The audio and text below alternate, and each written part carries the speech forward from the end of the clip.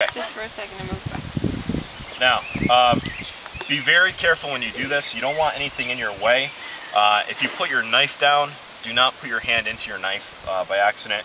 Also, one thing I forgot to mention is underneath my fireboard, I have a couple pieces of birch. Okay, this is a coal catcher, and this is where your coal is going to form.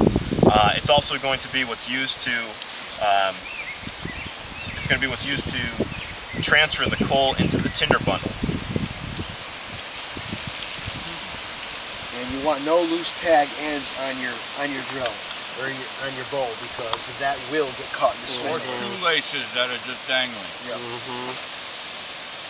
Matt, or BDU ties. Or BDU ties.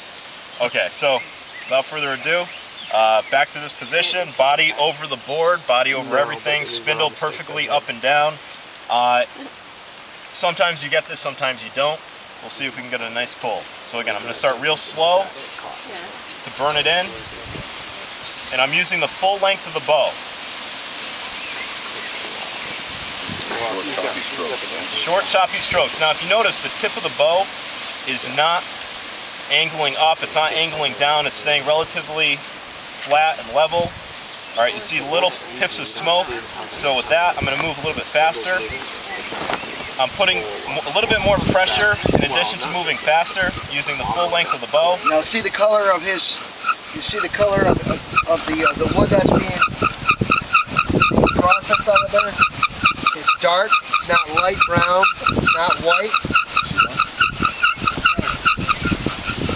And we're going to count down from 10. Ready? 1, 2, 3, 4, 7, 5, 6, come on, 7, 8, 9, use the whole bowl. 10 and a half. Now, I'm not going to pick up the spindle right away because I'm trapping the heat inside the notch. Okay, so after you bow, leave the spindle in. Yeah, it keeps the heat in. Slowly pick it up. And there's a little bit of wisp. There's a coal here. We're going to move this aside. And we're going to tap the coal free of the notch.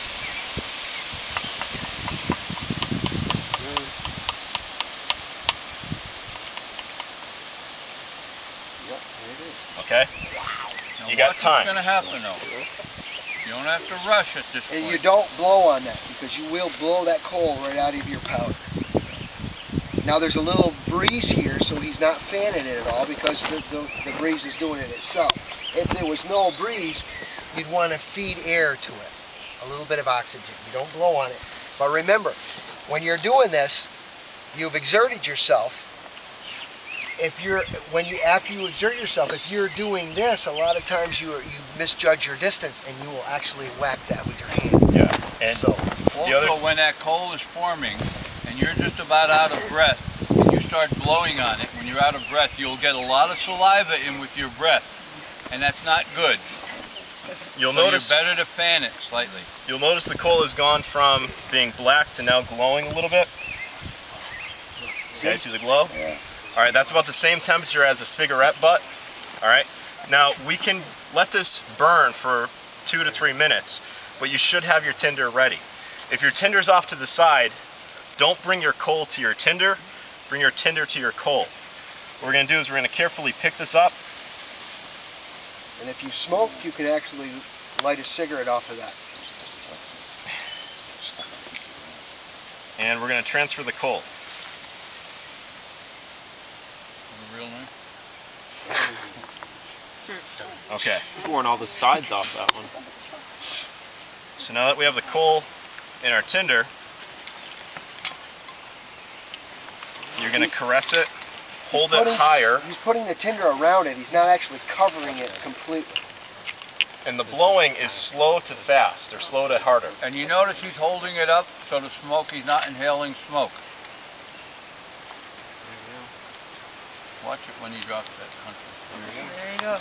Yay, cat. There it is. Yay! Okay. Now,